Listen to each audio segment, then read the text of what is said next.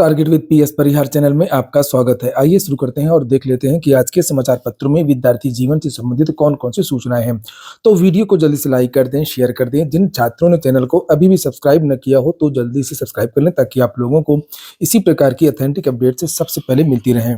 आगे बढ़ने से पहले एक सूचना है उन विद्यार्थियों के लिए जो विद्यार्थी इलाहाबाद हाई कोर्ट की भर्ती ग्रुप सी और ग्रुप डी की तैयारी कर रहे हैं। वे सभी अभ्यर्थी चक्षु प्रकाशन की इस बेस्ट बुक को ले सकते हैं, जिसे आप लोग यहाँ पर देख सकते हैं। इलाहाबाद हाई कोर्ट की भर्तियों का जो भी सिलेबस है, सारा का सारा सिलेबस इसमें कवर किया गया है, चाहे वो हिंदी हो, रीजनिंग हो, अंग्रेजी हो या गणित हो। इलाहाबाद हाई कोर्ट की भर्ती में जिस प्रकार के प्रश्न पूछे जाते हैं, उस प्रकार के प्रश्नों को इसमें रखा गया है। 2450 से ज्यादा बहुविकल्पीय प्रश्न है और उनकी पूरी विस्तृत व्याख्या भी आपको इसी बुक में मिल जाएगी। 25 प्रैक्टिस सेट है, 3 शॉर्ट पेपर भी हैं ताकि आप लोग देख सकें कि जो इलाहाबाद हाई कोर्ट की परीक्षा होती है वो किस तरीके की होती है, उसका लेवल क्या होता है। चक्षु प्रकाशन की ये बेस्ट बुक आपको सभी कॉपी किताबों की दुकानों में मिल जाएगी और अगर आप लोग ऑनलाइन मंगवाना चाहते हैं तो उसकी लिंक मैंने डिस्क्रिप्शन बॉक्स और कमेंट बॉक्स दोनों जगह उपलब्ध करा दी है। आप लोग वहां से भी ऑनलाइन मंगवा सकते हैं। स्टेट बैंक से जो भर्ती निकली है वो समाचार पत्रों में उसके बारे में कोई जानकारी नहीं दी गई है, जितने भी आज समाचार पत्र आए हैं, लेकिन मैंने कल ही इसके बारे में वीडियो बना दिया था। हो सकता है कि आज शाम को या कल तक समाचार पत्रों में इसके बारे में आपको जानकारी मिल जाए। तो एसबीआई की जो ऑफिशियल वेबसाइट है वहां पर नोटिफिकेशन जारी कर दिया गया। ये विस्तृत नोटिफिकेशन है। कल देर रात को मैंने इसके बारे में वीडियो भी बनाया था। यहाँ पर लिखा हुआ कि इसके लिए आवेदन जो है ये 17 तारीख यानी आज से शुरू हो जाएंगे और 7 जनवरी इसकी लास्ट डेट रहेगी। पदों की संख्या के बारे में यहाँ पर विस्तृत जानकारी दी गई है और ये जो नोटिफिकेशन है वो मैं टेलीग्राम चैनल पर डाल दूंगा। आप लोग वहां पर भी जाकर के देख सकते हैं। 13,735 पोस्ट है। ये देखिए यहाँ पर अलग अलग राज्य के लिए अलग अलग पद भी हैं। अगर आप चाहते हैं कि देखना चाहते हैं कि उत्तर प्रदेश में कितने पद है, तो उत्तर प्रदेश में पदों की संख्या लगभग 1894 है। ये देखिए यहाँ पर ये लिखा हुआ लखनऊ दिल्ली, ये उत्तर प्रदेश। यहाँ पर किसी भी स्ट्रीम में अगर स्नातक पास जो विद्यार्थी वो आवेदन कर सकते हैं और प्रीलिम्स और मेंस होता है, उसके आधार पर ये भर्ती होती है। प्रीलिम्स में क्या पूछा जाता है उसके बारे में भी यहाँ पर ये जानकारी दी गई है। English language, numerical ability, reasoning ability और इसके बाद में आपका मेंस होता है। मेंस के बारे में भी जानकारी दे दी गई है। और 18 से 28 के बीच के जो युवा है वो आवेदन कर सकते हैं। 1/4 की नेगेटिव मार्किंग होती है। इसके बारे में भी यहाँ पर जानकारी दी गई, जिससे आप लोग ऊपर देख सकते हैं। फरवरी के महीने में ही आपकी परीक्षा हो सकती है। इसकी संभावित डेट की भी इन्होंने घोषणा कर दी है इसी नोटिफिकेशन में। और यहाँ पर आवेदन शुल्क वगैरह के बारे में भी जानकारी दी गई। 750 रुपए का फॉर्म है। इस वेबसाइट पर जाकर के आप लोगों को आवेदन करना होगा। और अधिक जानकारी चाहिए तो आप लोग मेरा जो रात का वीडियो है जो लगभग 11 बजे अपलोड हुआ था, आप उसको जाकर के देख सकते हैं। एक और सूचना है जिसके बारे में समाचार पत्रों में जानकारी नहीं दी गई है, ये भी कल शाम को आई थी एसएससी से। यहाँ पर लिखा uploading of marks of combined graduate level यानी सीजीएल 2024 टियर फर्स्ट का जो मार्क्स हैं वो रिलीज कर दिए गए हैं। यहाँ पर उसके ये लिखा हुआ उसके बारे में। तो जिन विद्यार्थियों ने सीजीएल की परीक्षा दी हो वो विद्यार्थी 16 दिसंबर से लेकर के 31 दिसंबर के बीच में अपने जो मार्क्स हैं वो देख सकते हैं, चाहे वो फेल हो या पास हो। सभी विद्यार्थियों के जो नंबर है वो जारी किए गए हैं। ये जो सूचना है वो थी जो पेपर में नहीं थी। अब शुरू करते हैं जो पेपर में जो न्यूज आई है। यूपीपीएससी के बारे में सबसे पहली न्यूज है, पहले इसी की चर्चा करेंगे। सहायक अभियंता के 604 पदों पर आवेदन आज से। आप लोगों ने वीडियो को लाइक न किया हो तो लाइक अवश्य कर दें। आप लोग लाइक नहीं करते हैं। लिखा 3 साल बाद उत्तर प्रदेश लोक सेवा आयोग करेगा चयन। 21 से 40 साल के अभ्यर्थी 17 जनवरी तक करेंगे आवेदन। इसमें पदों की संख्या बढ़ गई है। अभी कुछ दिन पहले उत्तर प्रदेश लोक सेवा आयोग ने एक शॉर्ट नोटिस जारी किया था जिसमें ये कहा गया था कि लगभग 550 पदों पर यह भर्ती आएगी, लेकिन अच्छी बात है कुछ पद बढ़ गए हैं। लिखा है उत्तर प्रदेश लोक सेवा आयोग की ओर से सम्मिलित राज्य अभियंत्रण सेवा परीक्षा 2024 के लिए ऑनलाइन आवेदन मंगलवार से शुरू होंगे। सहायक अभियंता ए भर्ती के तहत कुल 604 पदों पर चयन होगा, जिनमें सामान्य चयन के 582 और विशेष चयन के 22 पद हैं। खास बात यह है कि 3 साल बाद आई भर्ती में पदों की संख्या 2 गुने से अधिक हो गई है। 2021 में 283 पदों के लिए आवेदन लिए गए थे, जबकि इस बार 604 पद हैं जो बाद में भी बढ़ सकते हैं। हालांकि अभ्यर्थी अभी इतने पदों से संतुष्ट नहीं है। आयोग के सचिव अशोक कुमार के अनुसार परीक्षा से संबंधित विस्तृत जानकारी, ऑनलाइन आवेदन व शुल्क जमा करने की प्रक्रिया, पाठ्यक्रम आरक्षण, आयु सीमा और अन्य महत्वपूर्ण निर्देश आयोग की वेबसाइट पर उपलब्ध है। 1 जुलाई 2024 को 21 से 40 की आयु पूरी कर रहे अभ्यर्थी 17 जनवरी तक ऑनलाइन शुल्क जमा कर सकते हैं। लिखा है सभी विभागों की रिक्तियां भेजने का अनुरोध। ए के भर्ती के अभ्यर्थी विज्ञापन जारी होने से पहले ही सभी विभागों से रिक्त पद भेजने का अनुरोध कर रहे हैं। प्रतियोगी छात्रों का तर्क है कि निकायों में केंद्रीकृत कर्मियों की पदों की संख्या 3085 से बढ़कर के 6686 हो गई है और इस पुनर्गठन के बाद अकेले सिविल अभियंत्रण संवर्ग की संख्या 418 से 1517 हो गई है। इसके अलावा नए कैडरों, पर्यावरण के 163 पद और नगर नियोजन के 97 पद की शुरुआत हुई है। लिहाजा नगर विकास विभाग के नवसृजित पदों का भी अधियाचन भेजा जाए। आप लोग वीडियो को लास्ट तक देखिएगा। आप लोग स्किप कर करके देखते हैं और बहुत सारी जो सूचनाएं छूट जाती हैं। ये इसी भर्ती से संबंधित यहाँ पर ये एक प्रेस विज्ञप्ति भी जारी की गई है। ये विज्ञप्ति आज के सभी समाचार पत्रों में है, लोक सेवा आयोग की है।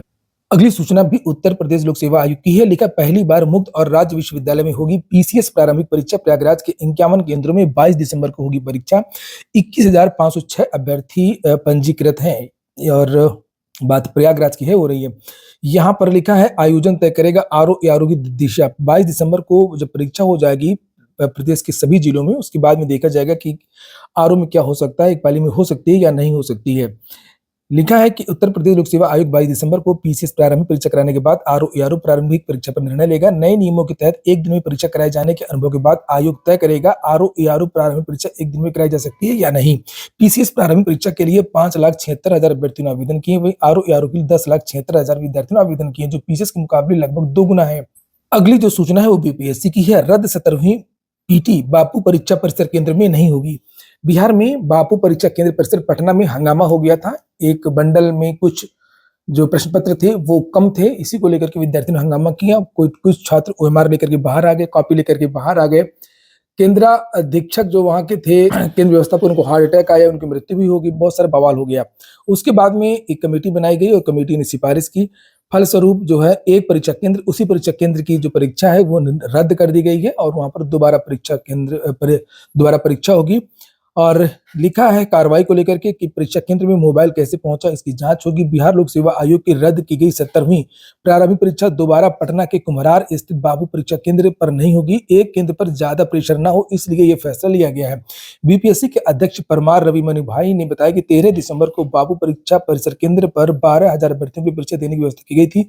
परीक्षा में 9,669 अभ्यर्थी शामिल हुए थे। राज्य के 912 में से 911 केंद्रों में कोई शिकायत नहीं मिली है। बाबू परीक्षा परिसर में भी केंद्र था, वहां बहुत सारी वीडियो सामने आए जिससे साफ पता चलता है कि अभ्यर्थियों के रूप में कुछ असामाजिक तत्व थे, तो उनको चिन्हित किया जा रहा है कि आखिरकार कौन कौन ऐसे लोग थे।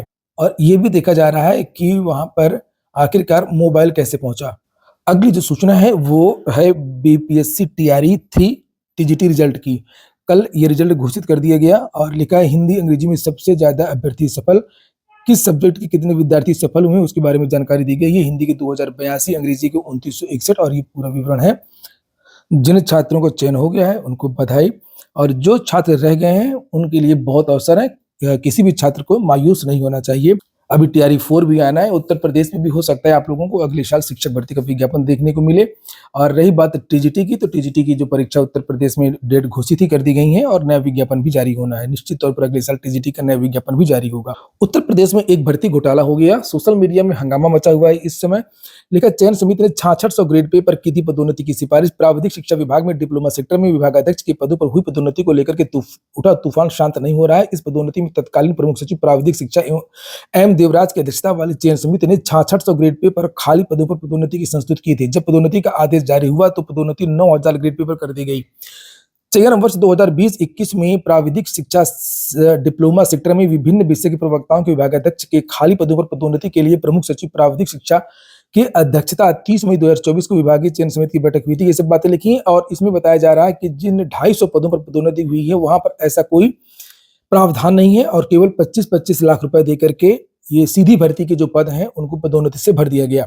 जबकि आलोक कुमार जो प्रमुख सचिव प्राविधिक शिक्षा के, उनका भी बयान है। लिखा 2012 से 19 के बीच के खाली विभागाध्यक्ष के पदों पर नियमानुसार पदोन्नति की गई है। 2019 के बाद के खाली पदों पर एआईसीटीई के नियमों को अंगीकार करके करेंगे। हमने जो सेवा नियमावली कैबिनेट से अप्रूव है उसके अनुसार ही इसे किया है। 9000 ग्रेड पे एआईसीटीई की संशोधित वेतन नियमावली के तहत दी गई है और नीचे लिखा है इस पर सभी संबंधित विभागों से परामर्श लिया गया है।